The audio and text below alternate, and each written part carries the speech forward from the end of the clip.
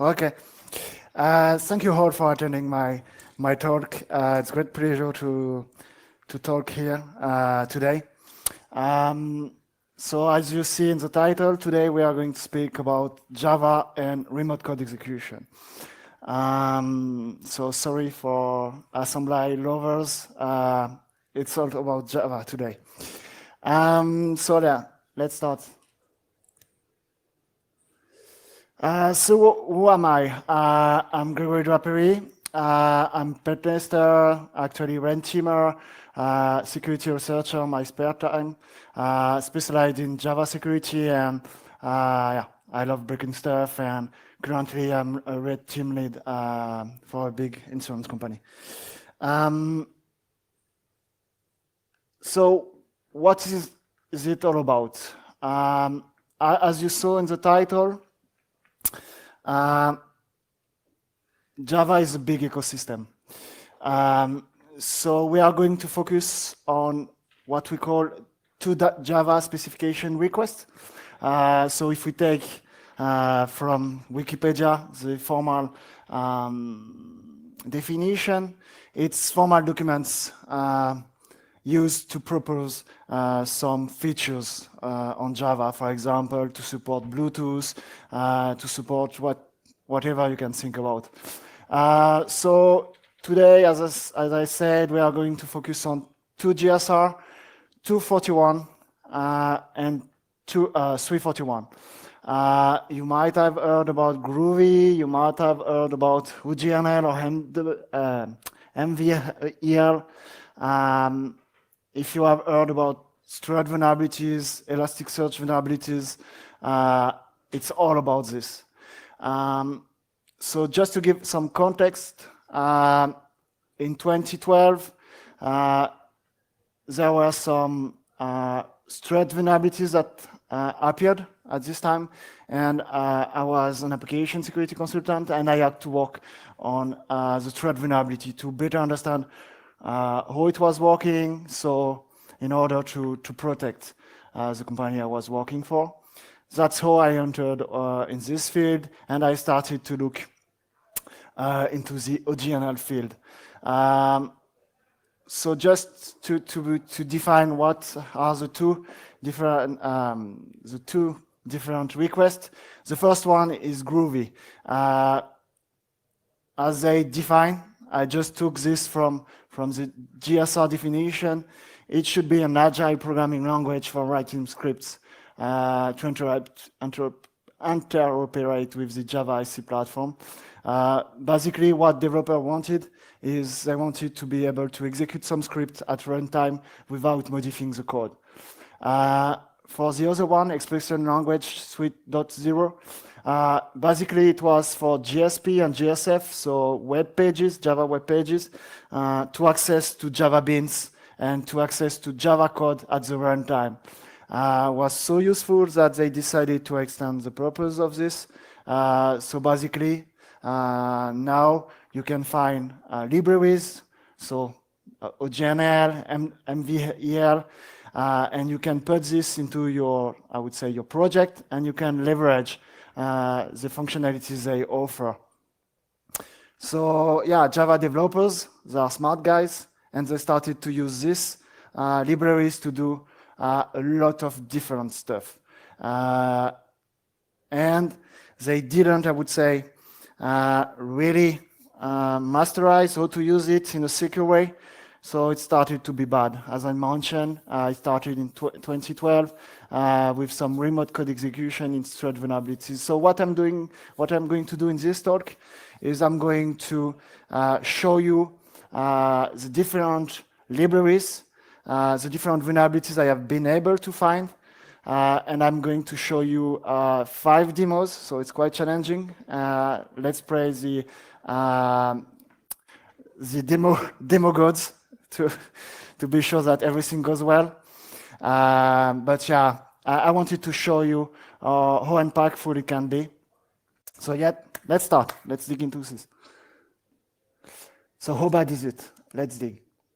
So Groovy, they define themselves by coolers and Java.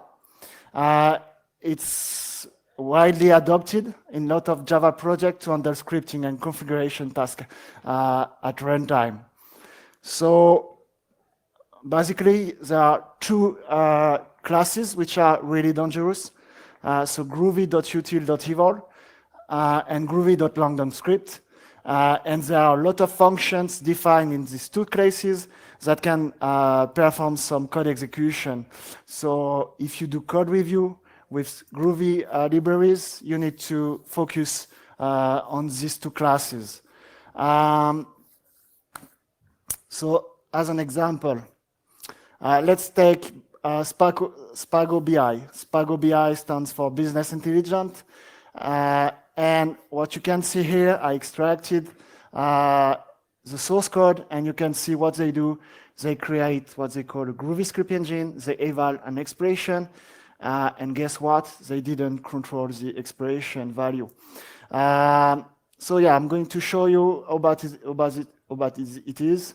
So let's start for the first demo. And I think this example is interesting because it's business intelligence, and you will find in a lot of business intelligence and other, I would say, Java project where some intelligence is needed, you will find scripting libraries.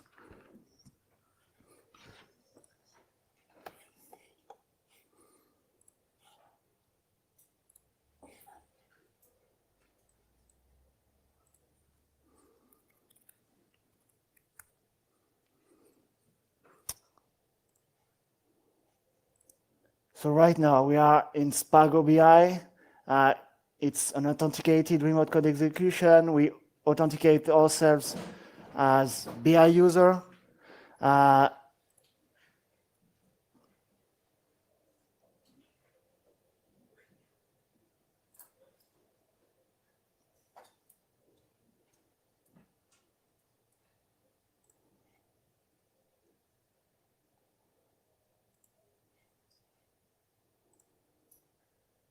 And if we go, so QBE is their function to do some requests and to do some scripting into their tool. So if, for example, let's take this one. And basically what we need to do is just to replace the action. So yeah, I cheated a little bit, and here's the payload.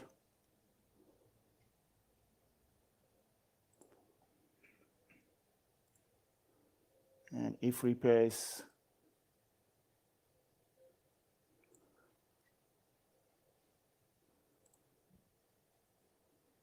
and if we do this, yeah, we should have a code that appears. So as you saw, and I just want to show you are a standard user in the tool, and you can execute some remote code execution. And what you need to understand is this kind of tool, if it means that if you guess a login password, you have code execution on the platform. Or if this platform is hosted on a cloud environment and it's shared by different consumers, it means that your data can be leaked if one consumer is compromised. So yeah, let's move forward.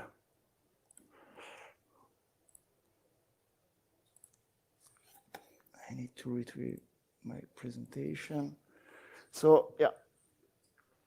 So what are the different defense mechanisms? I mean, there are a lot of vulnerabilities regarding Groovy. So developers, they organized themselves and they started to provide some sandboxing mechanism. So there is a class called Secure AST Customizer. But basically what it does checking when it's compiled. It does not check at the runtime. So I would say secure is only in the name of the class. Yeah, so my second line. So do not rely on this class, but there are other projects that have been launched to perform dynamic checking. There is Groovy Sandbox, and this project is notably used in Jenkins.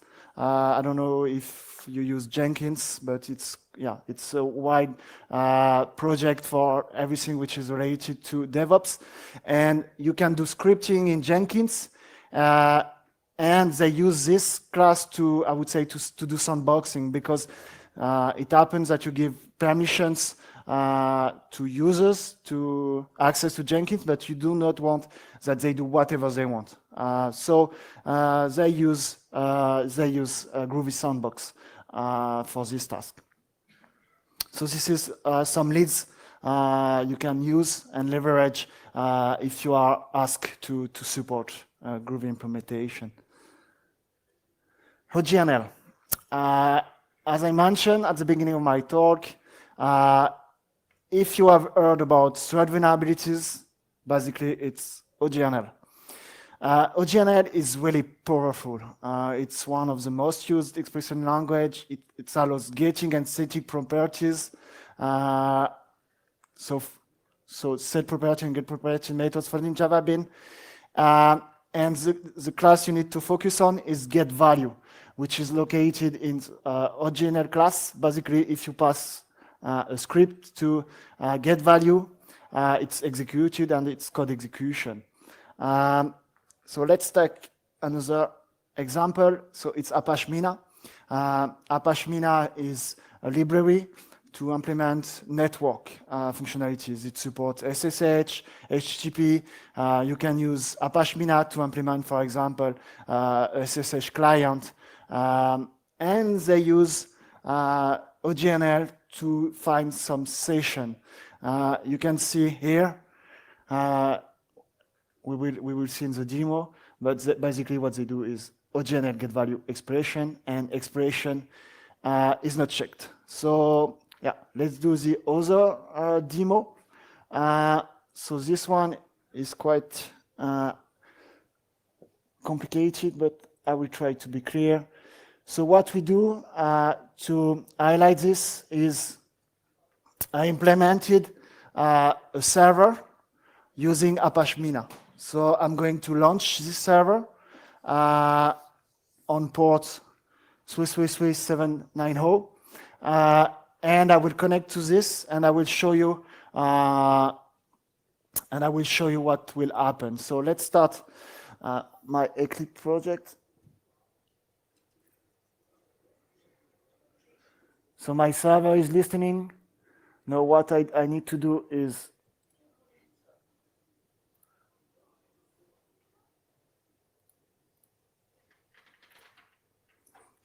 I'm going to execute a telnet on this port just to simulate the client.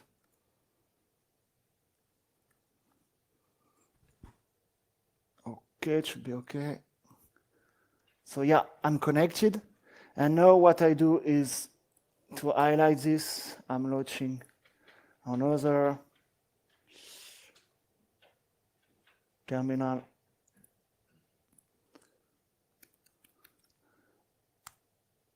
What Apache Mina does, it exposes some classes, and one of these classes is, as I said,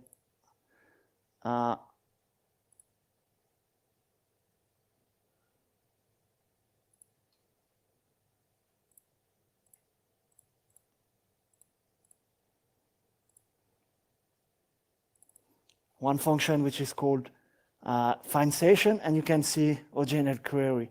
So basically what I do is if I put some Java code execution, it will execute without any issue.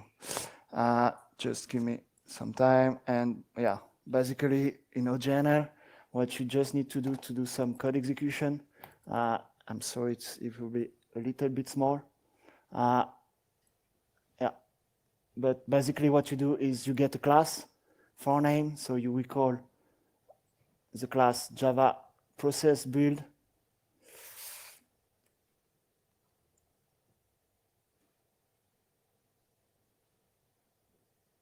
process builder, you will get the first constructor, and you ask for a new instance, and you say, please start the the GNOME calculator. So yeah, it generated an error, but as you saw, the calc is launched. So yeah, what I want to highlight is you will find this kind of vulnerability in really different places.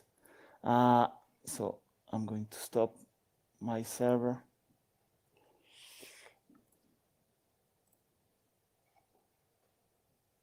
And yeah, let's. So yeah, it was to show you the kind of payload in the OGNL. And so what can we do? OGNL does not provide native mechanism for soundboxing. So it's basically regex and pray, because your regex should be really strong. So I put what Pashmina team did. They try to filter and to only accept alphanumeric character and I would say non-dangerous character. I just put threat regex just for the record, because we spoke about the threat vulnerabilities. So this is a regex. If you understand something, please come to me after the talk. I'm really interested to understand it. Yeah, and I mean, as you can see, we are not sure they have thought about everything that can happen. What they have done so far is just when there is a new cases that appears, they customize the regex and they wait for the next one. MV here, really similar to OGNL, known as faster than OGNL, or it's what they say. So it also allows calling static methods, and there are sensitive functions in this class, MV here. So you need to be careful with the three functions, eval to string, and execute expression. So you can find the source code of MV here in their GitHub, and I'm going to show you some source code. Again, GBoss, GPPM. So I don't know if you know what the acronym BPM stands for, but it's Business Process Management. This kind of tool is used to define your process, your business process in your company. So in big company, it's really used, for example, if you have some goods that come from one country to another, you can define some process to check that everything went well, and so on. So it's really well used, and it allows to customize. This kind of tools needs to customize, to be customizable. So they really rely on this kind of libraries to allow users customizing. So if you look at the source, you can see that basically what they do, mvl.eval, we pass some source, and we just wait. So I'm going to show you again.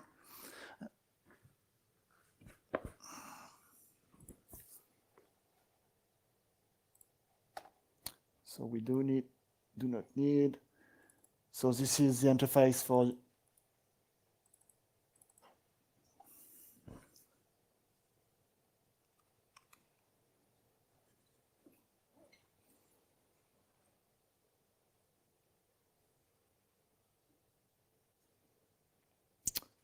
I'm trying to remember the account.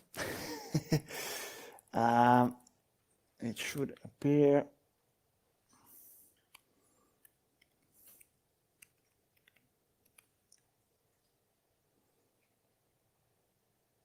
Okay, it works. It is working. So I'm connecting to the application.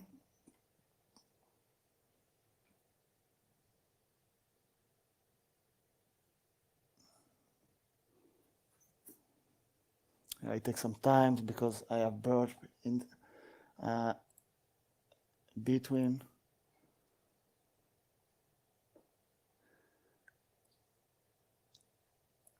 So what we need to do is, yeah, thank you, we don't need this. So it's loading. So once you are authenticated as a user, basically this user is a standard user, and you just intercept one request, and let's take a short one so we can, okay, send to the repeater. And just I need to copy paste because the payload is quite complicated.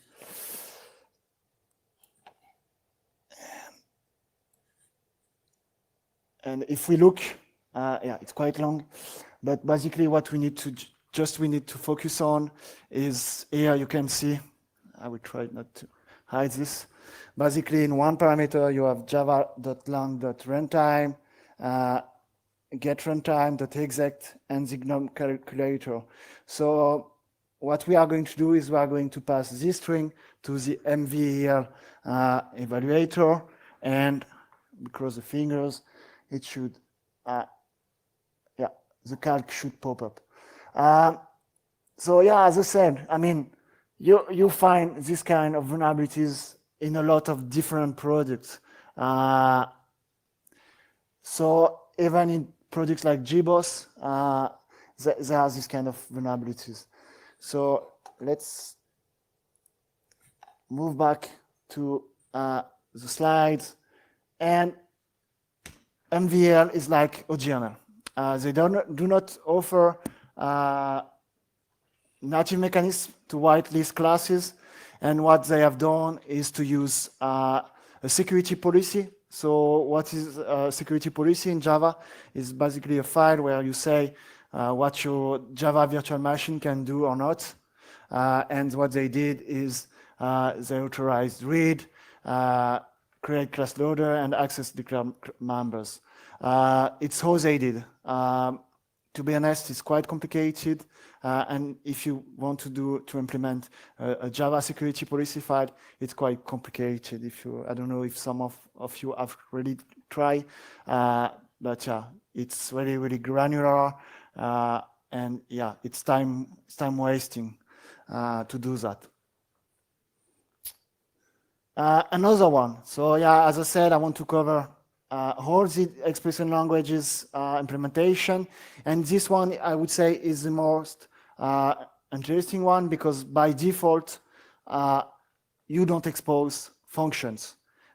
Basically, it's up to the developers to authorize functions, and what they do is they use the function set function in the class simple context to say, hey, I have implemented this class, and I authorize to my application to use this class. So if we go to Apache of Biz, so Apache of Biz is like an e-commerce platform, and what they did is they leverage Dual to do some expandation and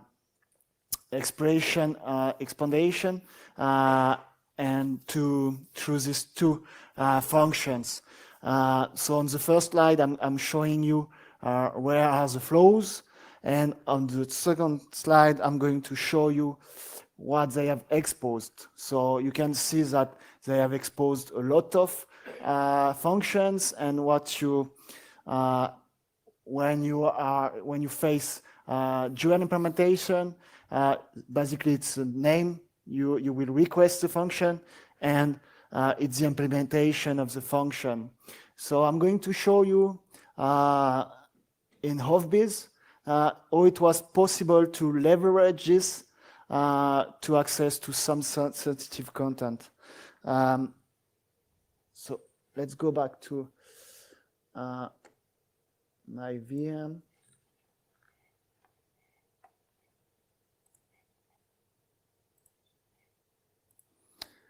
So this is Apache HofBiz. It's a demo application, and if you enter in the parameter product promo code ID, $, and you put this, it's to highlight this vulnerability. So for example, if we do some math,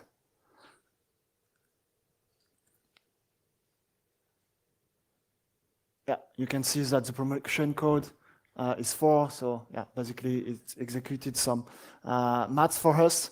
But what we do is we want to access to some sensitive code. So I'm going to show you how we can interact with the functions I showed you. So for example, instead of putting some maths, we are putting some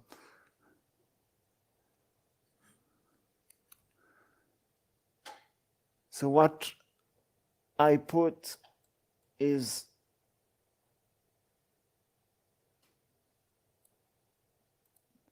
so what I did first is I'm asking Ofbis to read some document, and I ask Ofbis to transform this document as an HTML string. So the document I'm asking is one of the sensitive file of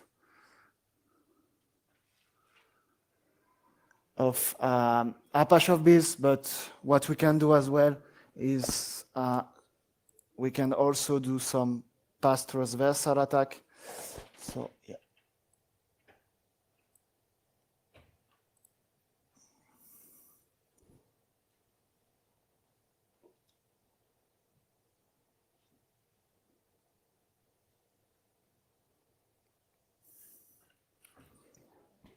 So here you can see we do some pass transversal, and yeah, we are displaying the etc password file. So basically you can access any file you want. So yeah, if we go back to the slide, you can see that Joel is stronger, I would say. Is stronger than the other implementations, but you need to be careful with the functionalities you authorize. Yeah, be cautious. It's what I would recommend you to remind regarding Joel. Another one. So this one, GXL, is another implementation. Why it is interesting is because it's the Apache implementation. As I said in the beginning of the talk, there are a lot of different implementation with different approaches, and this one is the Apache implementation. It's not really used, but it's used in one product, which is Apache Syncope, which is a tool, an identity and access management tool. And you can see that they use in 2 different places, evaluate and exploitation evaluate without any sanitization. So yeah, let's start for another demo. I like this one because this one is, as I said, you will see that you can find vulnerability everywhere. So let's try. So I want to put a task to generate a task. So basically, a task is just I want to synchronize, for example, my LDAP directory with another with my database. And what I do is let's create a task. I lost my pointer, and let's create a new task.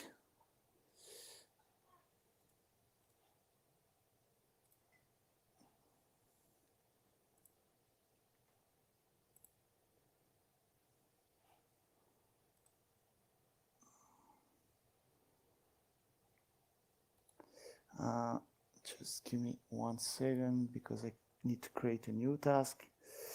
And the demo effect. I forgot where to create the task.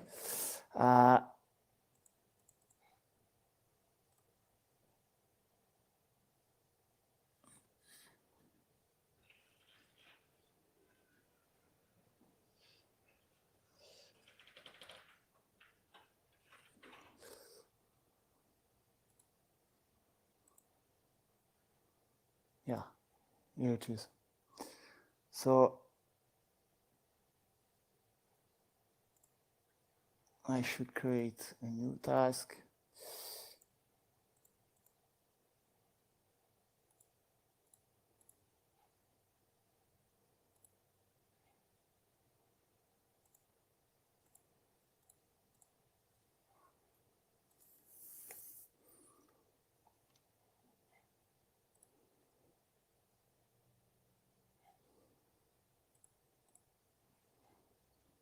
No, it's this one.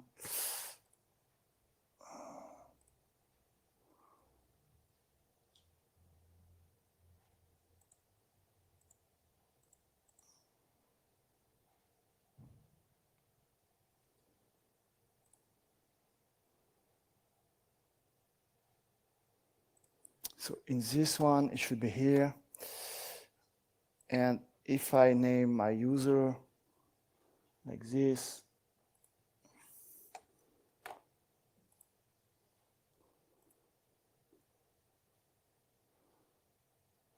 no, it's not here.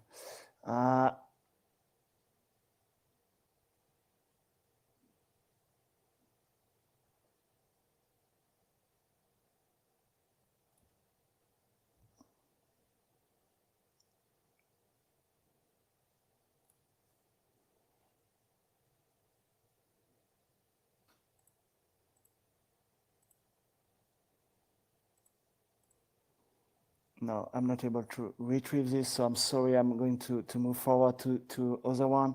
Yeah, I'm sorry about this. I need to remember.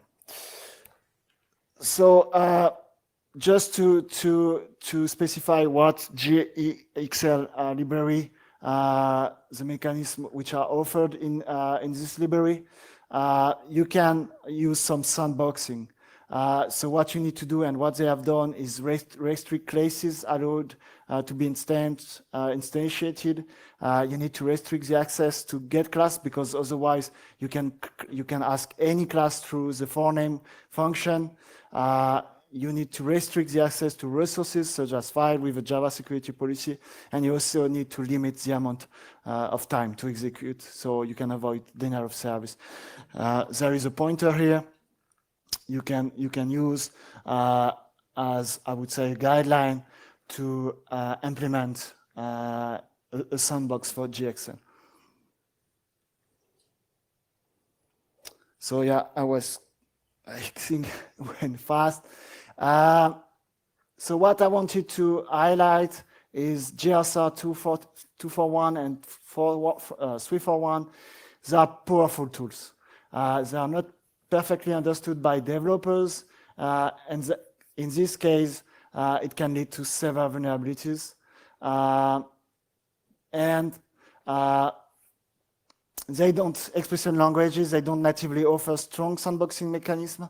So developers need to develop by themselves, leading to potential weaknesses in the sandboxes. And what I plan to do is to study sandboxes, as I mentioned, Jenkins, to have a look to struts, and other expression languages. I mean, the scope is quite big.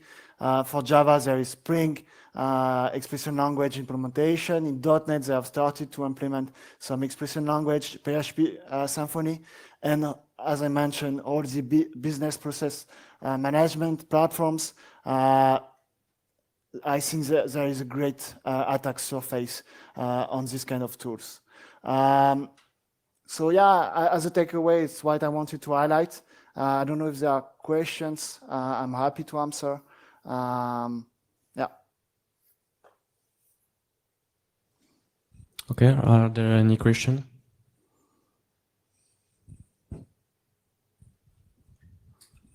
Thank you for those cool demos and the highlight. All the demos that you showed were in libraries. Yeah. In your role in an insurance, do you see a lot of developer using those features in custom application code, or is that more a feature that is limited yet to libraries and where where they use it? For me, it's really well widespread. I just highlighted some open source implementation. I saw this in some internal developments. I cannot show here, but I confirm you will find this kind of thing like OGML, Groovy. You find a lot of Groovy usages in internal development.